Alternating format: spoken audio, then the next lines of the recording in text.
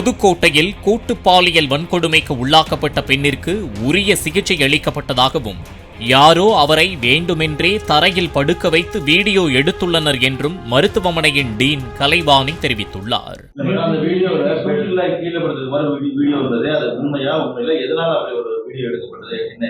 அந்த மருத்துவ பயனாளி அந்த நேரத்தில் அவங்க கீழே உட்காந்து சாப்பிட்டுட்டு இருந்திருக்காங்க. சாப்பிட்டுட்டு இருக்கும்போது அவங்கள சில பேர் நீங்க கீழே படுங்கன்னு சொல்லி அந்த வீடியோ எடுத்திருக்காங்க அப்படின்னு தான் அந்த உடனாளர்கள், மருத்துவ பயனாளியோட உடனாளர்கள் எங்களுக்கு தெரிவித்தாங்க. எங்களுடைய யாருடைய அனுமதியும் இல்லாமல் தான் அவங்க போயிருக்கிறாங்க. அவங்களா தான் அவங்க கீழே தரையில் உட்காந்து சாப்பிட்டுட்டு இருக்கவங்கள படுத்து அவங்க வீடியோ எடுத்திருக்காங்க. மிச்சபடி படுக்கை கொடுக்காம இல்லவே இல்லை.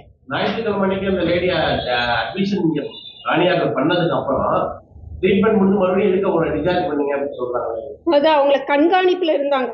அன்னைக்கு இரவு வந்த போது மறுபடியும் வீட்டுக்கு போய் அவங்களுக்கு பிக்ஸ் வந்துச்சு, மறுபடியும் திருப்பி வந்து அட்மிஷன் போட்டுருக்கீங்களா? அது அவங்கள அன்னைக்கு கண்காணிப்புல தான் ஃபுல்லாவே வச்சிருந்தாங்க. ஃபுல்லா கண்காணிப்புல வச்சிருந்து போலீஸ் அதே மாதிரி என்கொயரி ஃபுல்லாவே இங்க தான் பண்ணாங்க. எல்லாம் கண்காணிப்பு, மருத்துவ கண்காணிப்புல இருந்தாங்க. டிஸ்சார்ஜ் எல்லாம் பண்ணல. இல்ல அதுதாங்க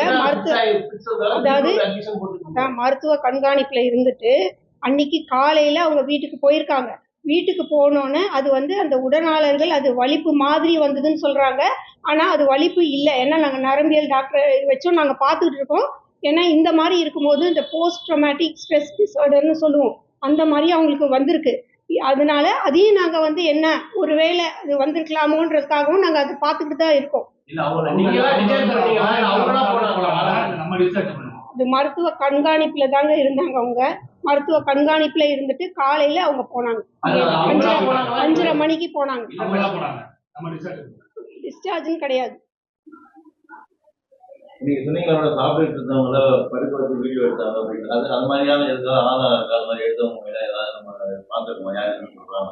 அதுதான் இங்க உள்ள அந்த மகப்பேறு மருத்துவர்களுக்கு தெரியாமையே தான் அவங்க உள்ள போயிருக்காங்க. உள்ள போய் அவங்க சாப்பிட்டுட்டு இருந்தவங்கள அவங்க எடுத்திருக்காங்க அந்த மாதிரி.